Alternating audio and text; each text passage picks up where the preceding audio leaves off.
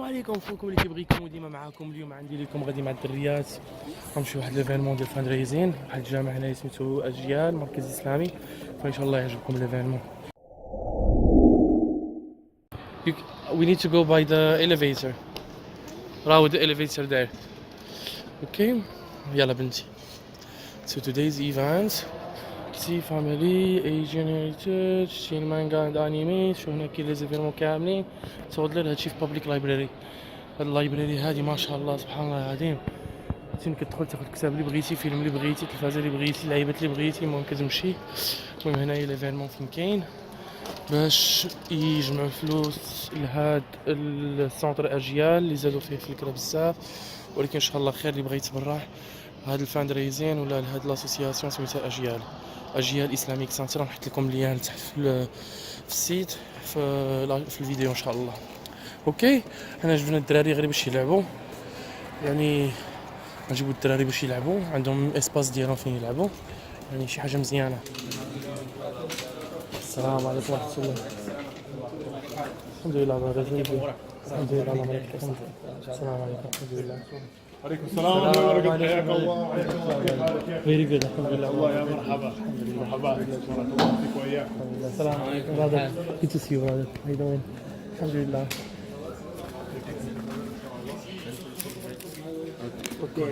إن شاء الله. جزاك الله خير. بارك الله فيك. Yeah. So where I can leave الأطفال هناك في هناك إن شاء الله. جزاك الله خير. يلا سهل. يلا باش نمشي، يلا باش نمشي. تمشي تلعبي مع الدراري الصغار؟ الأطفال في تلك الغرفة. أنني أحيا وأمضي في سبيل الله، حياتي كلها لله، حياتي كلها لله. إذا جادت لي الدنيا وأسقتني المنى ريا، ستبقى بين كفي ويبقى خافقي لله، حياتي كلها لله، حياتي كلها لله، حياتي كلها لله، فلا مولى لنا إلا أحب الله جل علا، ومن حبي له أخشى، حياتي كلها لله، حياتي كلها لله. السلام عليكم ورحمة الله وبركاته everybody. السلام ورحمة الله وبركاته. Bismillah ar-Rahman ar-Rahim. By the grace of God, I'm here to talk to you today. Thank you so much for coming on this beautiful day, spending the time to listen to my voice, I guess, and also be here for the support of this masjid. Unfortunately, the testimonial video, it was did it in the morning, and my voice is about 2 octaves lower than that, and apparently it was inaudible. It was like, you know, the whales when they talk, like you can't even hear the sound kind of thing. So I'm sorry for ruining the video, but hopefully I'll be able to speak to you today about a bit about my experience in YNGL. It's important to me. At the end of the day, I don't want it to be about my story. I want it to be about the significance of this for people like myself, maybe in the same shoes as I am. I reverted to Islam around 3 years ago, and I remember the night that actually a few days after that, I was walking around with my friend. He was a university friend actually, and we were just walking around downtown late at night, just looking for a place to pray. And we ended up just settling with just the Roundhouse Community Center because we just weren't sure where to go. So we prayed. We had to go back to Surrey, and I was, still felt like just walking around. So I just kind of stumbled upon this place called Ejel, and I just walked in. I really wasn't sure what to expect because it's my first time being here and really just became a Muslim. And just kind of sat down and I was like, okay, what's going to happen? Okay, someone going to talk to me? Is someone staring at me? And alhamdulillah, someone came over, brother here in the room actually, won't embarrass him today, but he came up to me. He was very warm and very welcoming, and pretty much the rest is history. Jal's been a place where I would spend my weekend and Sunday morning with Fajr, and I really felt welcome there right from the start. It felt relaxed, it felt laid back. I felt like I could just be there and spend some time and relax. And you know, even after becoming Muslim, even after doing the research and stuff like that, it really helped a lot and really meant a lot to me that a place like this existed where I could just be there and also kind of be myself at the same time. You know, I felt this kind of relief that I didn't have to put on this kind of big mask or this big kind of face and, you know, always have to hold myself up to this really strict standard. These kind of fears that I had before, you know, entering a place like that. But, you know, the more and more I spent time there, the more I became more in love with the community and in love with Islam at the same time. And that may sound really dramatic, but I'm being serious. Like, it really helps for a person like me to have that kind of community and have that kind of area. There's that, you know, safe space, as they call it these days, for people. So, you know, we all come from different aspects of life and walks of life, and there's different amounts that we can contribute for sure. But I ask everyone to contribute what they can to help keep this masjid alive, keep it the way it has been running, and inshallah, as it continues to grow, you know, helps foster the next generation of Muslims, both reverts and people born into the faith as well. Yeah, I mean, that's primarily I have to say. I don't want to have to hold you up any longer. But again, thank you so much for taking the time to come out and being here and supporting all of us. Jazakallah khairan. Assalamu alaikum wa rahmatullahi wa barakatuh.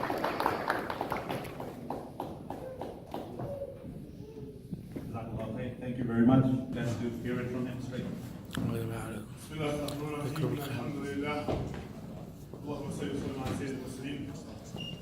I'm not really one for talking on stage, so, but alhamdulillah, the brothers asked me to say something about ejab.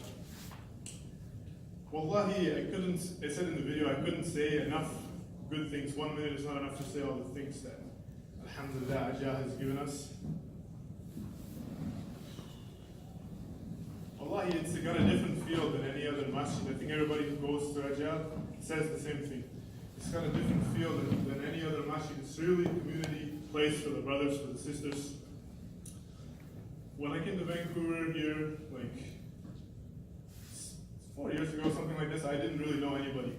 And subhanAllah, I was downtown wandering around like what to do. And talked to some brothers, they said, oh, go to ejab. So alhamdulillah, I went to ejab. And subhanAllah, since then I met pretty much all of my best friends in ejab. It's a place, like we cook food there every day, alhamdulillah, we have barakat. SubhanAllah, there's so many khair things, you know, refugees, our brothers who came here from, you know, war countries. They came here and alhamdulillah, it's a place where they can feel safe, make dua, make new friends. SubhanAllah, the khair that we can talk about Ajyal, you couldn't even say, SubhanAllah. So, I don't have too much to say about that, but, you know, you should support Ajyal, you must support Ajyal, SubhanAllah. What is its life? Its life is dunya, it's a dream. So, I don't know why some people outside drinking coffee right now, Muslimin, and they could be here and, you know, doing something real. So, barakallahu feekum wa jazakumullahu khairan. Jazakallah khair.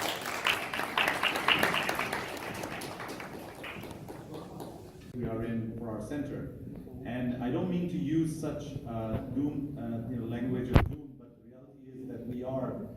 If you look at the numbers, you don't have to be a fortune teller to predict the trend we are facing. So here, we first want to look at where does our money go that we raise on a regular basis. And if you look, we are raising roughly, so this is where does the money go? The first part is the rent. The rent is the largest share of all the expenses. And the issue we have, the reason we're having this gathering, the reason these posters are up, is our rent has gone from 9,975 to 13,000 from September. That's a considerable increase in the rent. And then 2 years later, it's projected to go up to almost $16,000 if you factor in the other things which are not really known yet, because there is a part of rent which is expenses of the buildings and common area maintenance, and those are in real time. So when things go up, they change. They are not actually fixed at the beginning of the lease. So we are not immune to those changes. Second part, if you look at our expenses overall with the rent, right now we are about $14,250. Are we making it? No, but I'll explain that. But that's what our expense is, and that's going to go up to 18, and then September 2020, it's going to go up to $20,000+. And this doesn't include the fact that some of our expenses may increase. I've kept those static just so it could be, easy to understand. In terms of looking at the rent is 64% of our expenses right now. And we have small expenses on the other side. But if you look at this slide, this is true for today, and if you switch to September, rent becomes 71% of our expenses. Because nothing else is increasing as fast as the rent is increasing. We're not able to keep up with that. And if this is a bleak picture, then let me share the next part of it. And the next part simply says, what are we collecting? So ejal, as Brother Ali mentioned, started 10 years ago, and 4 or 5 years ago, the people who were in ejal, or at least in downtown or Vancouver, will know that we had very different demographics.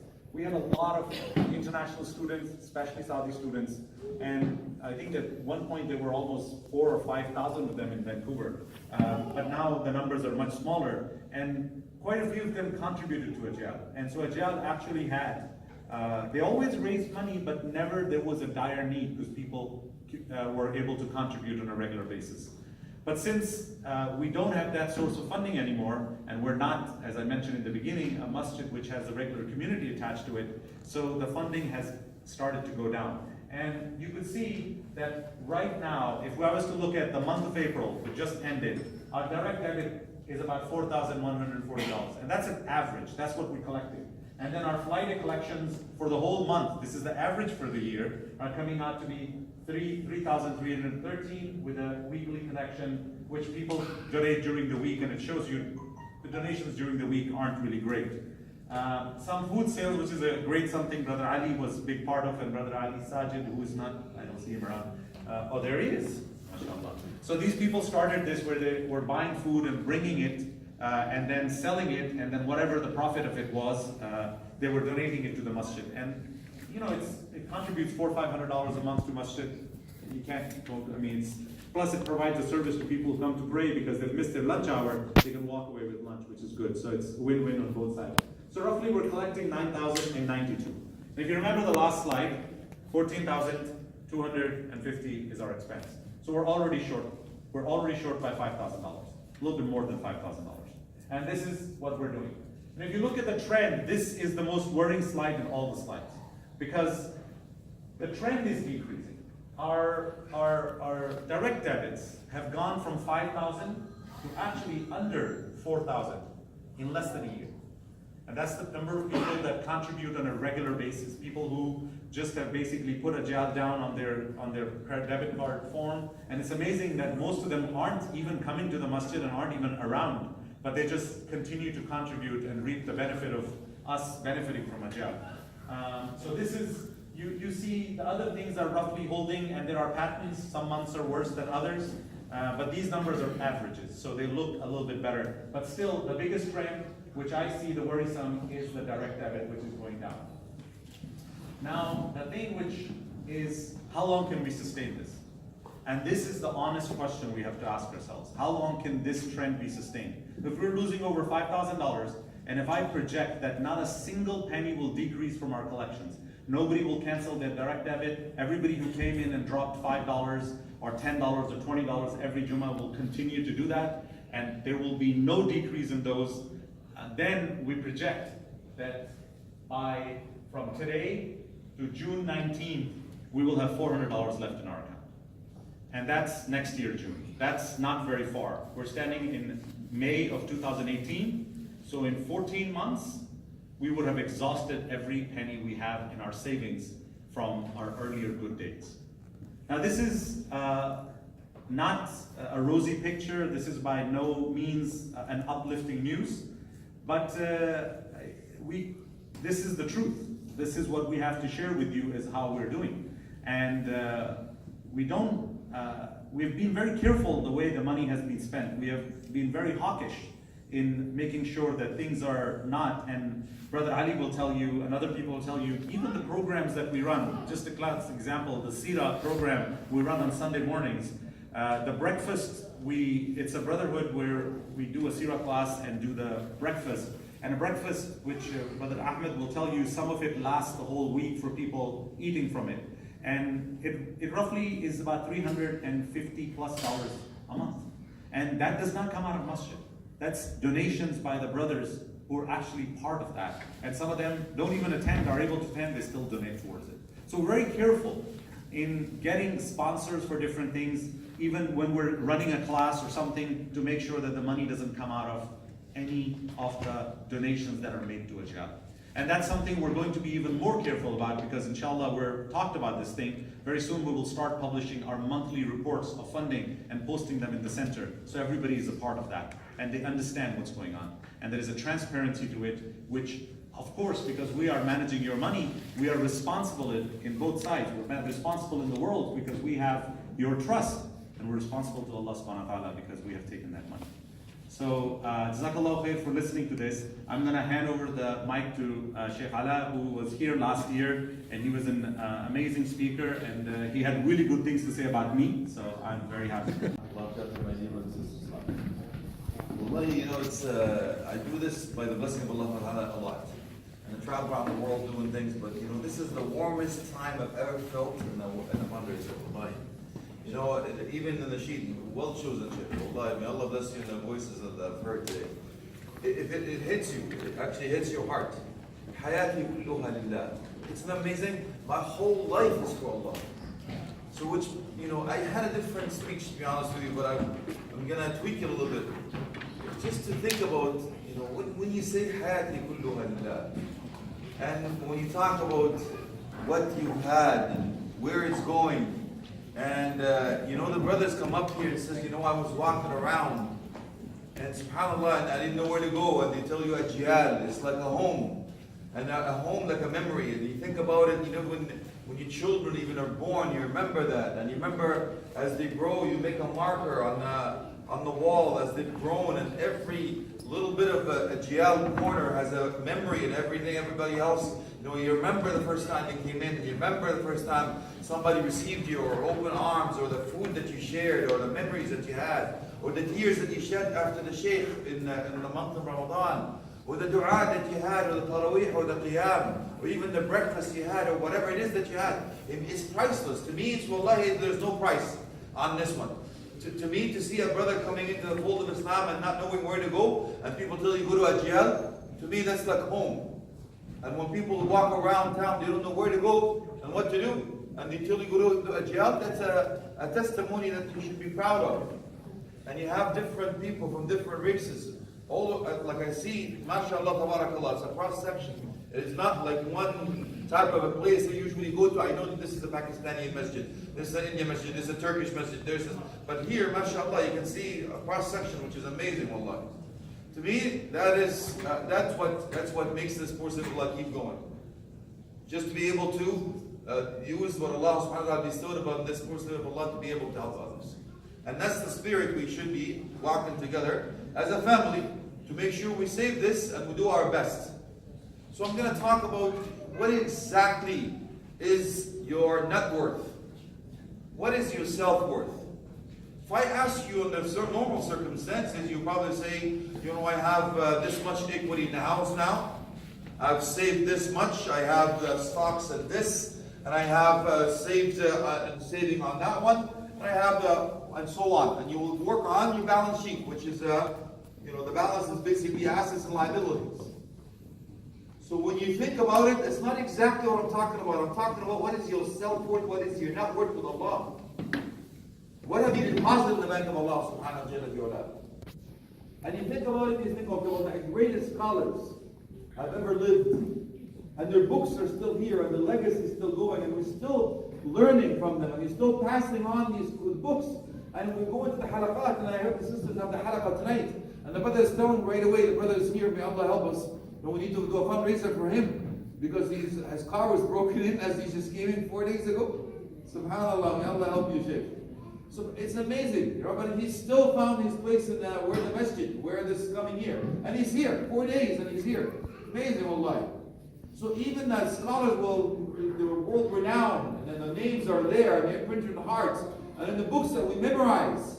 But do you know who the teachers were? No. Who backed them? I don't know. Who actually spent the money to be able to get that scholar to teach us thousands of years later even? We don't know. So if you think about it, these are the true winners. Because they invested in something that was worth and it was going to be ongoing. And that's the true deposit you make with the Bank of Allah subhanahu wa ta'ala. It's the legacy you leave behind. It is something that you should be proud of. So do you know who is man al-mahroom? Do you know who is the mahroom? Who is deprived? The one that has a chance to say the house of Allah subhanahu wa ta'ala and turns around and walk away. That is the mahroom. The mahroom that knows that if you take out every footstep to the masjid and now Fajr prayer, there's one good deed written, one bad deed elevated, and now you're in the protection of Allah, and you still don't help to save that masjid that people pray Fajr in Jama'ah. You know who's deprived? The one that can actually come in together as a family to pray Taraweeh together to establish the Sunnah Muakkada of Rasulullah sallallahu alayhi wa sallam. أَتَدْرُونَ مَنِ الْمَحْرُومِ? You know who's actually deprived? That knows that you can sit in the masjid from the Fajr to Duha and you have 360 hasanat that you've just given. And so on and so forth. أَتَدْرُونَ مَنِ الْمَحْرُومِ? The one that Allah subhanahu wa ta'ala bestowed that ilm, the knowledge, the akhlaq, the etiquettes and manners, that could be a good da'iyah, and even with the mal and the wealth, that will be able to help others, and they're hold back, they abhorred it. Isn't that amazing? You deprive yourself of that honor? أَتَدْرُونَ مَنِ الْمَحْرُومِ? The one that was given the knowledge by Allah subhanahu wa ta'ala and knows that there is zakatul ilm, that knows that there is actually zakah of that knowledge in itself, and they don't want to share that. The one that is given a life that others don't have, that don't use the life kulluha lillah, as you heard today. That you don't use that life for the sake of Allah. The one that has a roof over her head and knows very well there are brothers and sisters that have none. The one that has clothes on their back and knows that others have been deprived. And the one that has food on the table and take it for granted and knows that other people look for something on the rubble that will take it just to clean it up. Don't even know what they're eating, but it's soft enough to eat, like the Sahaba radiallahu anhu, 3 years in Sha'b Abi Talib eating the leaves. The one that has everything that is not thankful to Allah subhanahu wa ta'ala. That is the one that is a mahroom. The one that knows that he's going to die and he simply does not use that time wisely. That is a mahroom. And indeed, we're not going to be using that, inshallah, because we have much better and a bigger goal and a bigger fish to fry. So I'm going to use the letter, 3 letters, very simple 3 letters. They're mentioned 3 times in ways. Is that lam, ya, ta. But there are 7 times in the Quran in the same process. And since everyone knows that you have a beginning and an end, there's no doubt about it. But when are you going to reach that? Nobody knows about it. But how you are going to end is up to you. And what makes you have a good ending is also clear. And how you're going to get the thabat to be able to answer the 3 questions in the grave in the process of 3, and the 3 options that will give you in the end. Hopefully, and inshallah, we can save this place. So the word is layta, lam ya'ta. You hear it in the Quran in so many formats. Ya laytani kuntu turaba, for example. I wish I were dust, that will be said on Judgment Day. For whom? For those who were deprived the honor of not using this life in their advantage. They lived and died just like another beast, a wild animal. They ate, they pooped, they slept, wasted their life away. Not knowing that what they have is Ra's al-Mal. The capital is your Ra's al-Mal, is your life, is the time you had. You see, the scholars will tell you, you were born with a capital. Every one of us was born with a Ra's Mal, a capital. How you invest it as a winner or loser is up to you. A smart merchant, a smart business person looks for a time that you can actually multitude or utilize that in a way that you can improve your expenses, costs, and also profits. For example, we're in one of them. Well, Prophet Muhammad says this is the month that people are heedless about. And he actually used to fast more in the month of Sha'ban than any other month other than Ramadan, of course. And again, Ibn Hanbal rahmatullah alayh, Shawkani, he mentioned one, and Ibn Hanbal al-Hanbali said the other opinion. There are two opinions in this one.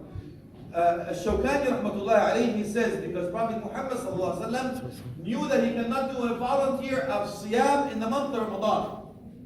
So he wanted to make up what he's going to miss in the month of Ramadan in the act of voluntary Siyam. So he would fast more in the month of Sha'ban to make up what he was going to lose in the fasting, in the voluntary fasting in the month of Ramadan.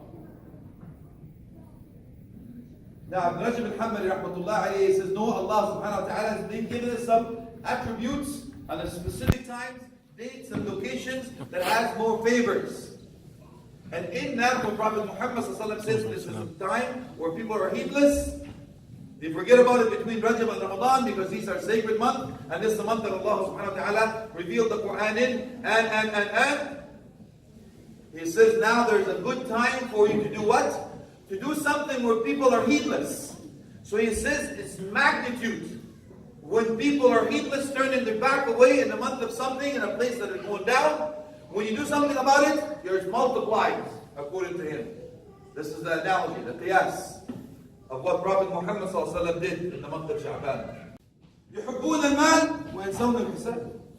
You love to count wealth more, as I mentioned earlier, but you forget that you will be held accountable.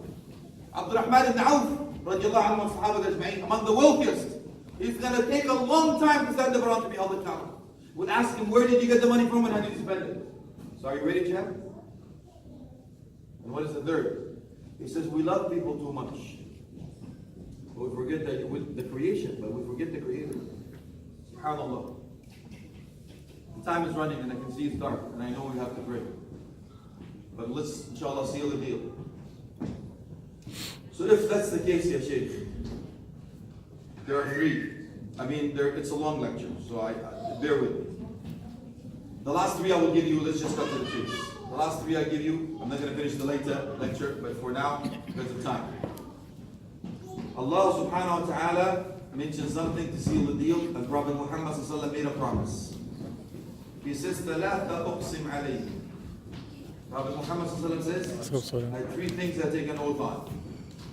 Among them is مَا نَقُصَ مَالٍ مِنْ صَدَقَةٍ. Your wealth will never be decreased from sadaqah. And Allah subhanahu wa ta'ala gave you the bait because He knows it's difficult for you to give. So He says, I have prepared three things.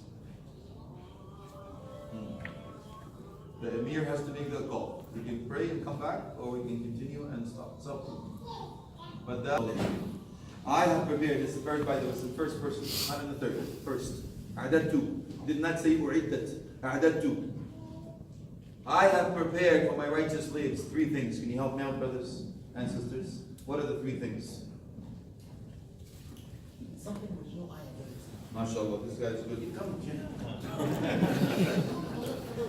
أعددت لعبادي الصالحين ما لا عين رأت. Good for you. Nothing your eyes have ever seen. Number two? ولا أذن سمعت. He's getting help now. Your ears have never heard anything like it. And? أحسنت. In your wildest dreams, in your wildest fantasies, you have never fathomed anything like it. Can you imagine? For whom? لمن يدفع الثمن. For those who pay the price. What's the price? Let's save the house of Allah subhanahu wa ta'ala. That will be followed by three. Can you help me out, brothers? Yes, my brother. Your deeds and your and your material wealth. Good for you, Sheikh. So you'll be followed by three. Same, three. Your family will follow you, your wealth will follow you, and your deeds will follow you. Two things will go back, one thing will stay with you. Which two will go back? The wealth and your family will go back. Your wealth will go back. What will stay with you? Indeed. Your deeds. So Ibn Taymiyyah rahmatullah alayhi, according to Sharh al-Nawawi Sahih Muslim, he says, فَأَحْسِنَ الرَّفِيقِ. Is if you know for sure your family will go back and your wealth will go back, and the only thing that will stay with you to keep you company in the grave are your righteous deeds. So it says, be smart to the company that will keep you company in the grave. Your family. Who doesn't love their mom? Who doesn't love their dad? We all do. قدمت لحياتي. That's what is the link. I wish there were dust, meaning what? Because some of the scholars will tell you Allah subhanahu wa ta'ala will resurrect the animals on Judgment Day to take the rights from each other, the one that has horns and the one that has none, to establish extreme justice, infinite justice, like not the other person that says establish infinite justice here. You're gone. I'm not going to go into politics, but if you remember who said that, you will know what I'm talking about. But infinite justice can only be established on Judgment Day. And even then, we will be held accountable on what? How we treated animals. So after Allah subhanahu wa ta'ala sets the record straight and justice is done, Allah will say, Kunu turaba, be dust, and they'll be done. And those who did not do the job, they were deprived the honor of having this life and not capitalized on this opportunity and did not utilize it to maximize the opportunity and the potential of what they have in their hand, they will say that, Ya laytani kuntu turaba. I wish I were dust, I wish I was a donkey, a monkey, any type of animal, but not mukallaf, not obligated as a human being that will be held accountable on Judgment Day for what I've done. How did I get the money and how did you spend it? So يا ليتني قدمت لحياتي. I wish I was actually done something in my life that will come and help me. And that's why the scholars will tell you that الميت لا يموت على الموت ولكن لا يبكي على الموت ولكن يبكي على الفوت. لأنه ترك دار لم يتزود منها وذهب إلى دار لم يتزود لها. When the person dies, you don't cry over your death. You cry because of lost opportunity. You cry over a golden opportunity that you had, this sowing the seed in this land that you were supposed to get that reward from. And plant the seed here to get the reward in the hereafter, but you abandoned it. You invested everything here, nothing there. So when you go there, you got nothing to look forward to. And that's why Ibn Hazm, when he was talking to Amir al-Mu'mineen at the time, he says, why do we hate death so much? He says, أنكم عمرتم دنياكم وخربتم أخراكم ولا يريد أحد أن يترك العمار إلى الخراب. Because you invested everything in the dunya, you invested nothing in the hereafter. And no one wants to leave what is dwelling into the area that is abandoned. So how could that be, Akhi? A smart, intellectual individual knows that no matter how long you live here, look at the Sahaba radhiyallahu anhum. How many years have they been under the thara, in the grave? 1400 years. And the Prophet's a message before them. How many? Plenty. How many are they going to be living in the graves? Or are we going to be living in the graves? Allahu A'lam. More or less, Allahu A'lam. But how long is Judgment Day? It's 50,000 years. Do the math. And how many is that? One day in the hereafter. After that, it's 1,000 years every day. And then how long will you live in that hereafter? Infinity. If you're a good mathematical wizard, you will take any number, no matter how long you live here. The average of the Ummah is 60 and 70 according to the Hadith.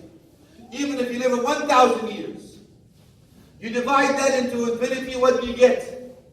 Zero is correct. This is exactly what this is about. And people will tell you at this time you'll know if you're Ahl al-Dunya or Ahl al-Akhirah. You will know yourself if you're actually among the people who dwell in and the people who love the dunya or love the hereafter. How? Well, if I leave my money here, I want to invest it here. I want to enjoy it here. So I'm among the people of the dunya. But I want to transfer my money in the hereafter and do something for the sake of Allah subhanahu wa ta'ala. I'm among the people of the hereafter because I want to enjoy it there. So this is just the two among the seven. Ya laytani qaddamtu li hayati. I wish I proceeded from my actions and deeds in this life to be able to help me on Judgment Day. So I will not say Ya laytani kuntu turaba. I wish I were dust. I wish I was just an animal, not be held accountable, not resurrected. If you have any doubt, Allah subhanahu wa ta'ala takes a qasam, an oath. Bala wa rabbi la tub'athun. 2 letters in 1 word to make sure of tawqeed.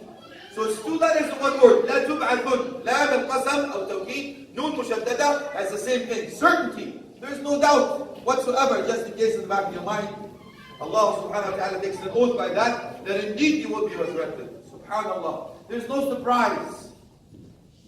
So among them is what? يا ليتني كنت معهم فأفوز فوزا عظيما. I wish I was with them. Who? The righteous people that did their jihad against even every aspect of life, including shaitan, including your nafs. The nafs is what? I want to give. Shaitan says no. You say yes, master. And that's what the scholars will warn at this time. الشيطان يعدكم الفقر. And then what happens? Shaitan will actually tell you, no, don't do it, man. Don't do it, dude. You need it more. But the word is, the following line is what scholars actually warn you about. What's the following word? وَيَأْمُرُكُمْ. And that's why the scholars warn you, don't listen to Shaitan right now.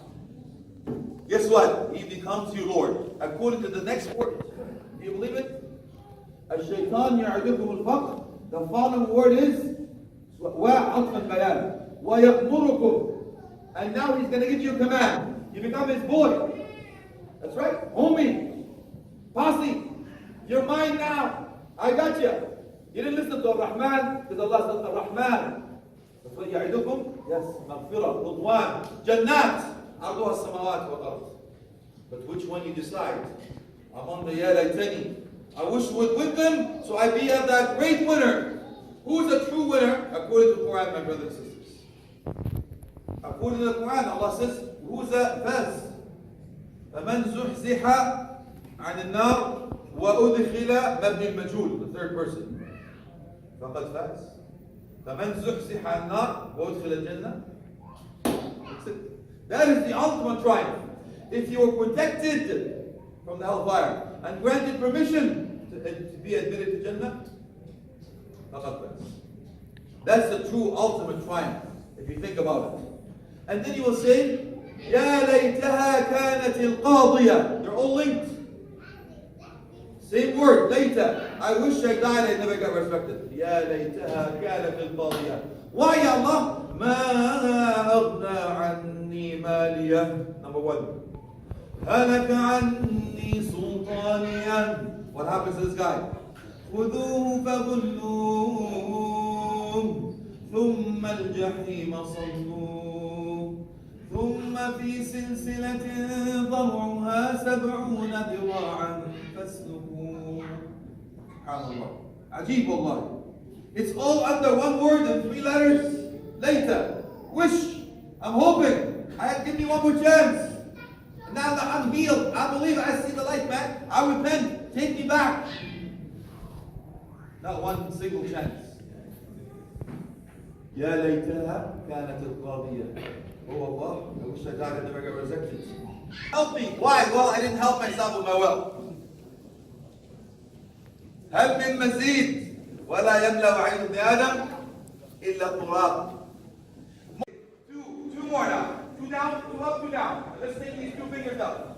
We need 2 more, just for 10 shares each. Remember, you have 3 options. 1 shot over the whole year. Why is he going to pay you? What's your name? Rosa, you'll take them both. Yes, salam. Power of the sister. Allahu Akbar is right. Good for you. May Allah bless you. I've seen you before. I see the sister only when I come to Vancouver and from Rio. Yeah? You look familiar. Wallahi, I could be wrong, but may Allah bless you. Thank you, sister. Now I'm going to make a dua for everyone that is given with the 10 and that. Oh Allah, I ask you to make the name. For everyone that is given, oh Allah, grant them the book with the right hand side. For them and their lineage to judgment day. Say Ameen. Oh Allah, give them firm feet to cross that. Salat.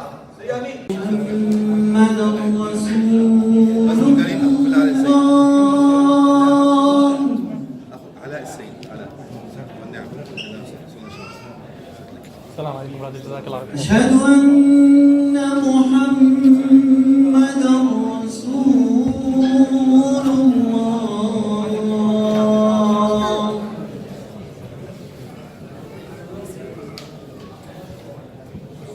حي على الصلاة.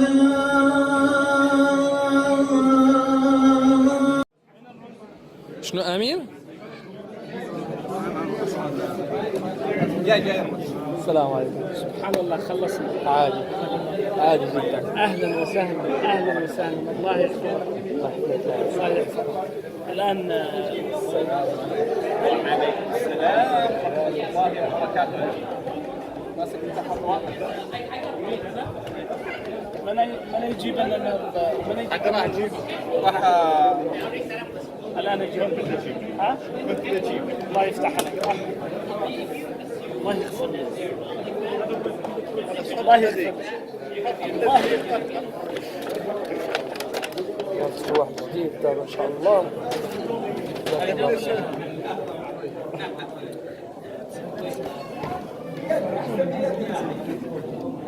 حط بهاي في ملعقة ثانية. كله تمام. اشتراك بيدي. اليد المبارك ان شاء الله.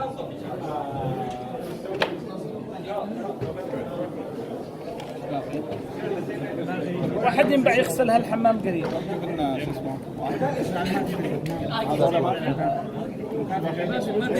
بارك الله فيك. الحمد لله. الله يبارك. سمعتك تقول زلطة. بارك الله فيك. هي هذه زلط. جزاك الله خير.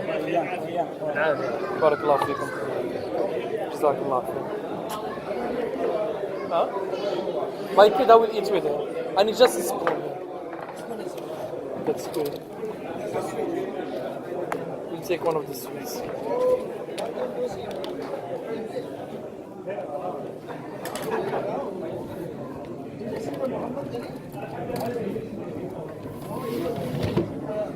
والله قريب ورميك.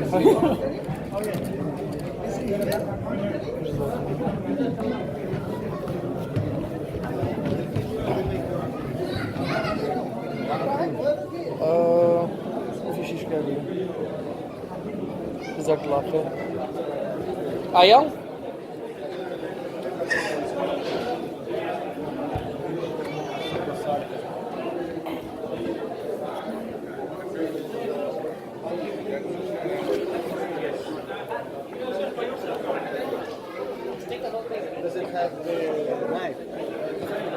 كل شيء بعقلوه هنايا، كل شيء مزيان، كل شيء بخير.